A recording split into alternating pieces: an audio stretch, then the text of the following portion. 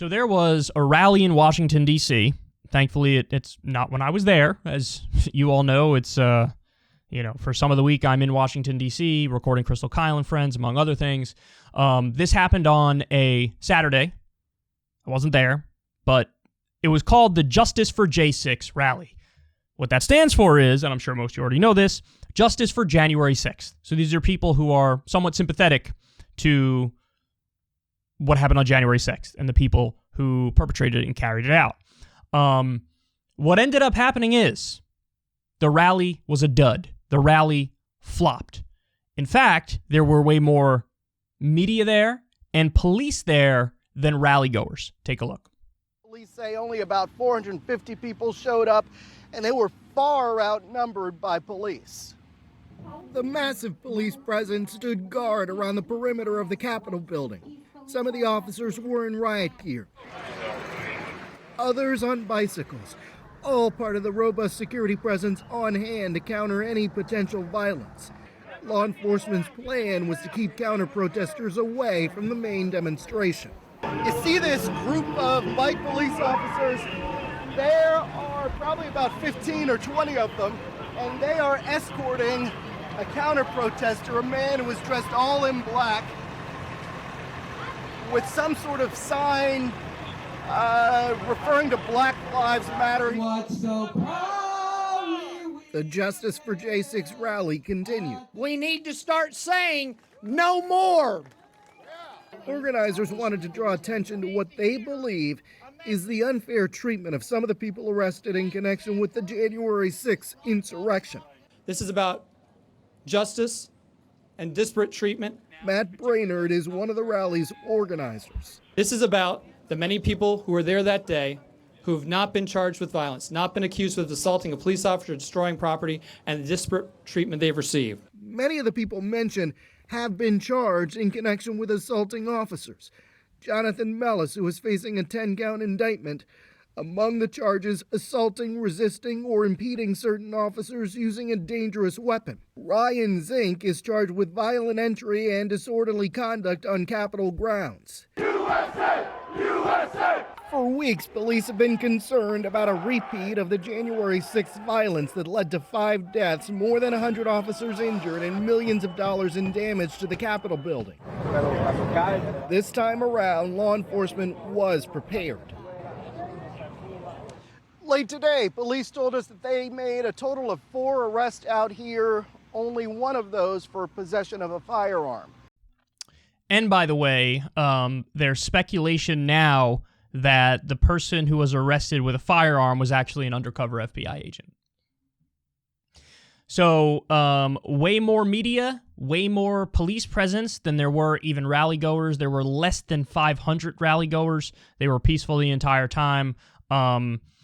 So let me give you some more numbers on this. Roughly 63 people that are held in federal custody awaiting trial or sentencing hearings are left from January 6th. So there's still 63 people who are in federal custody awaiting a trial for January 6th.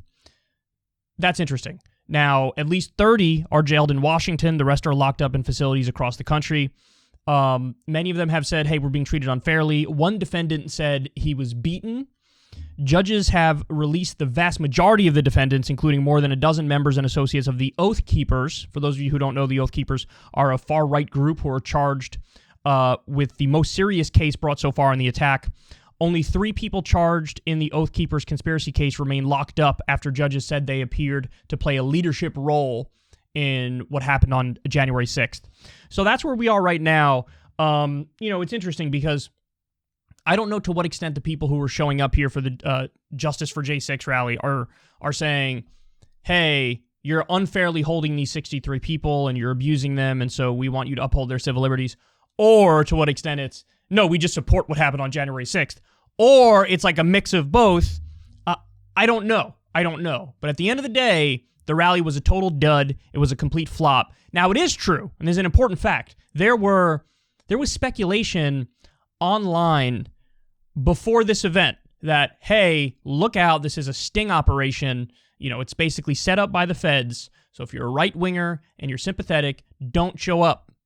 don't show up because they're just going to knock you. They're just going to bring you down. That's what the whole point is.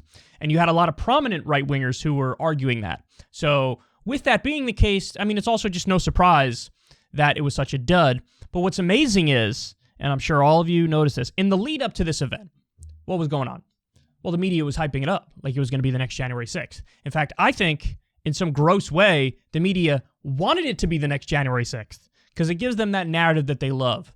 Like the evil, big, bad Trump supporters and everybody else, and they're lawless, they're insurrectionists, they're rioters, and so this is definitely what's going to happen, and the police also clearly bought into this narrative. Now, you could say they were just being overly cautious, and that's a good thing, but like even rebuilding the fence, and by the way, a lot of them were in SWAT gear, and it was honestly like breaking out a tank and a bazooka to deal with some mosquitoes. That's what the sense was. But again, the media wanted it to happen because it would feed their narrative. It would be sensationalistic. They love that stuff. They were waiting for it. And the police went overboard. And I think, if anything, the main takeaway here is that, man, these institutions really are broken. They really are broken. They're unable to look at things objectively. And they were totally unprepared for what happened on January 6th when they should have been prepared because there was a lot of evidence that it was going to be ugly that day. They were unprepared for that, and they were massively overprepared for this, even though all the signs were there was probably going to be a dud because even the right-wingers were like, it's a sting, don't go. So it just astonishes me how we really are run by children. You know what I mean? They can't adequately evaluate evidence. They can't be sober and reasonable about this stuff. And that leads us to where we are right now. So, but I will say this. Don't take this as proof or evidence that, well, obviously the Trump types are now completely defeated and they're gone. And there was the last gasp was what happened on January 6th. And now everybody sort of, the fever broke and we came back down to reality. I wouldn't say that because, again, if you look at the polls of the Republican base, Republican primary voters, very clearly Trump is still their guy. And if anything, the reason why this wasn't big is because there were all the warnings from right-wing leaders that, hey, this is a sting, don't go. So I do think there is still a huge issue with Trump and his supporters. He's still the favorite going into 2024. But I also think the institutions and the media and the police and the intelligence agencies, they're total idiots and they can't evaluate stuff properly. So anyway, there you have it. The media clearly wanted, this huge, scandalous, violent or borderline violent rally, some diet January 6th thing to happen, and instead you got almost nobody showing up and hilarious overkill. So we'll see what happens moving forward, but clearly this is not what the media wanted, not what the police or the intelligence agencies expected, but it was all pretty obvious to anybody who was paying close attention.